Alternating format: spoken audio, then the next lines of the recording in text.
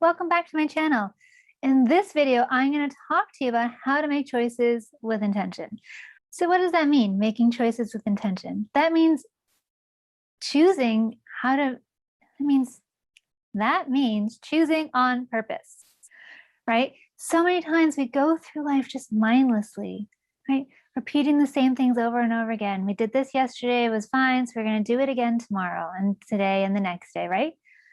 Choosing with intention means that when you're faced with something and you have to make a decision, you stop, you tune inwards, and then you make a choice. And choosing with intention can show up in anything and everything, right? So anytime you need to make a choice, you might make a pros and cons list, right? Debating back and forth, right? And sometimes we can get stuck in that place. And as I like to teach to my students, we have called 3 states of mind. The first is reasonable mind, right? So that's the pros and cons list, but we can easily get stuck there, right? Deciding back and forth, weighing all the pros and cons, analyzing, second guessing, continuing to go over, maybe if I do this and then maybe I should do that, right? That place, like we need to, bring some reasonable mind into our decision-making process, but we don't want to get stuck there, right? We can never end up making a decision, and we can just stay weighing all the pros and cons, and it can take you decades to ever make a decision, right? So we want to not get stuck there. The other side is emotion mind, and emotion mind is very mood dependent, and it's sort of has a bit more heat to it, right? So decisions made out of anger, like we would only do this when we're angry, right? We only do this when we're sad. We only do this when we're like feeling scared, right? Which can serve some sort of a purpose because this can motivate us to, take action. But it could completely go against everything else in our life. We can make decisions that go against our values because we're just so caught up in like, I feel this, I'm going to do this. So as I said, here's reasonable mind and here's emotion mind. And in the middle, where they kind of overlap, that's our wise mind. And that's our gut, our intuition. And that's what we want to tap into. It combines the best of a reasonable mind and the best of emotion mind, and it puts them together. And it's our wise mind. And this is the place we want to come to when it's time to make a decision. And this, we make decisions all the time. I mean, we don't necessarily need to sit and stop and meditate when we're deciding what we want to have for dinner, but we might want to take this kind of a strategy when it's a bigger life decision. I shared in my intro video, I was hit by a bus and I ended up undergoing 4 neurosurgeries. And so the first one I had no control over. So I tend to say these things cavalierly. None of this is, but I coded. And so they had to rush me into the OR. So I didn't have any decision-making in that situation. 3 months later, they put it back. Again, I mean, I didn't really have a decision there too, but obviously I kind of wanted a full skull. And then 3 months later, I had to come back out because I discovered it was infected. And then that was a year between surgery 3 and surgery 4, where they put in the prosthesis that I currently have. So this wise mind strategy I'm talking about comes into play when it came time to pick my prosthesis, because there were different versions that I could go with. And I am the kind of person that needs to, weigh all the pros and cons. So my reasonable mind kicked in. And I researched the different procedures. I ultimately had 2 choices, 2 different methods, materials, surgeries, right? One was my neurosurgeon who did the other ones, and the prosthesis material he recommended. But I sought out a second opinion at a different hospital with a different doctor, and he was going to do a completely different surgery with a different materials. So I saw him. I went into the meeting, we talked, and he told me how he's going to do it. And so he was a plastic surgeon, and he was going to create it in the OR. and he'd have a neurosurgeon on call just in case, but he was the one who was going to do the surgery. And I walked out, I went straight to the bathroom, and I burst into tears. So that's a bit of emotion right there, right? So I didn't want to make a decision in that state. That wouldn't go too well. And then I met with my neurosurgeon, and he and I talked. So he would have been the one doing the surgery. The prosthesis was one that was going to be created out of, based off of the CT scan, would have been already made. It was actually I'm in Toronto. It's going to be made in the States, shipped over.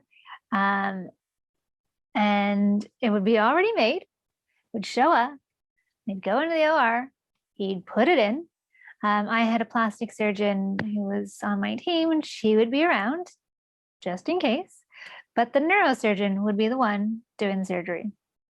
I walked out of that appointment feeling a lot better than I did after the first one, because ultimately, looks, as much as looks matter, my brain matters more, right? So I wanted the neurosurgeon in the room, but I took the reasonable mind, the emotion mind, and I put everything that I learned together.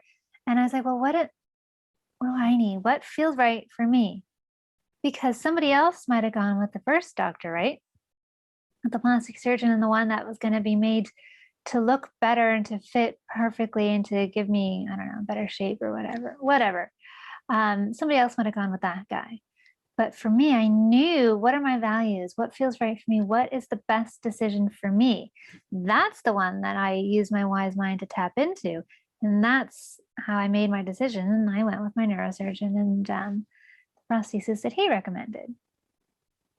Now, that's a huge decision, right? And that's a big example that not everyone's going to come to. Right? We don't all have to decide what prosthesis we're going to use, but we all have big decisions that we have to make, and little decisions that can have big impacts long term. And so anytime we're faced with anything, we can still use this idea of tapping into our wise mind and making choices from that place. So how do we do it? We stop. We take a breath. You start to notice, like, what's going on outside of me? What am I thinking about? What are other people telling me? Like, I need to know that some of this time, sometimes that voice is from somebody else. So I need to recognize that. And again, stop and breathe. Notice what feels right for me and proceed from that place. So that I just said is what's known as the stop skill. So you stop. You take a breath, you observe what's going on inside and outside of you, and then you proceed mindfully. So, right, S-T-O-P, stop. We use this strategy to tap into and to notice and to hear, what is my gut? What is my wise mind telling me to do in this moment? And mine was telling me to go with the neurosurgeon. But my intuition can pop up in, as I said, smaller things, right? In a moment where I need to decide, do I want to stay home? Do I want to go out? Do I want to see this person? Do I want to do this activity? Do I want to? So this skill can be used in so many things. It doesn't have to be used in like a great big example like I gave, but I use it all the time in running my own business, because I have to run my business in a way that suits me and my injury, right? I have a traumatic brain injury. It shows up in everything I do.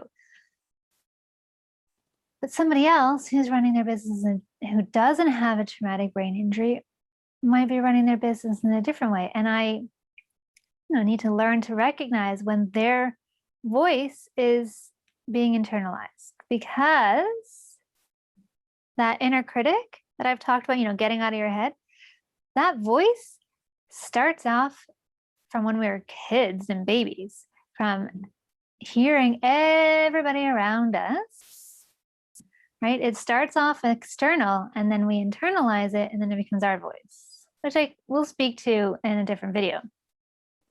But recognizing and noticing, oh, I feel the need to do Pinterest, YouTube, podcast, blogging, all the things because this person's doing it. And their business is going well. So I need to do exactly what they're doing.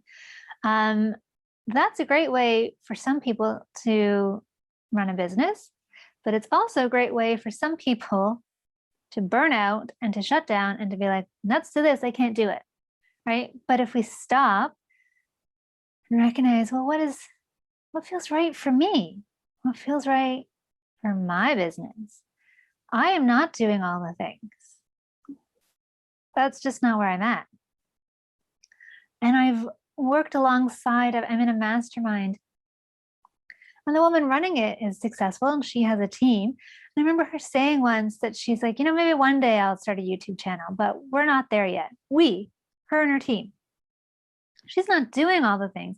That's why I'm in her mastermind, because I like this idea of, I don't need to do all the things, but I need to do the things that feel right for me, which is why I started this video to go alongside my blog on the mindfulness journey, because this is easy for me. This works for me. But I had to tune in and listen to know that. And so using the stop skill, as I said, can help you. So I'm going to go through it again.